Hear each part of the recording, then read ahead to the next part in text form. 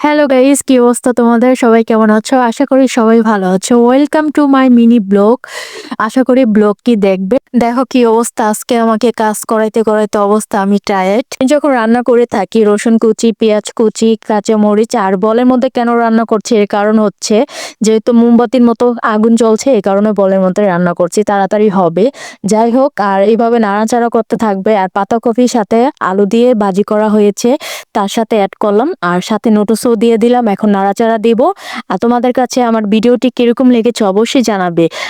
আমাকে দিয়ে কাজ করতে করতে আমি মেয়ে তো থাকবেই, খুব পরিশ্রম কাজ করাইলো আজকে। যাই হোক, আজকে রান্না করে আমার ফ্রেন্ডের মা আসছে, আমাদের বাসায় প্রায়ই আসে, একই এলাকায় থাকে আন্টি।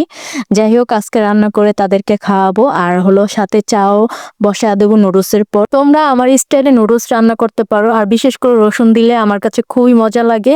যাই হোক, এখন নুডলস নিয়ে তাদের কাছে গেলাম, তো এখন বসে বসে তারা খাবে আর তারা স্টার জলসা সিরিয়াল দেখে। আর কি সিরিয়াল দেখে, আগে আমি দেখতাম এখন দেখি না। তার আন্টিকে আম্মাকে দেওয়ার পর এখন আমি বসলাম খেতে। রান্না করার সময় টেস্ট করিনি কিরকম হয়েছে। যাই হোক, ভালো হয়েছে, খুবই মজা হয়েছে আলহামদুলিল্লাহ। তোমরা ট্রাই করতে পারো। এরপরে পানির পাতিলা বসে দিয়ে আসছিলাম, রং চা তারা খাবে।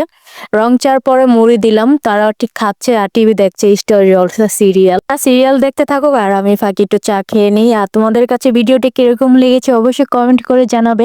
সবাই ভালো থাকবে, আসসালামু আলাইকুম।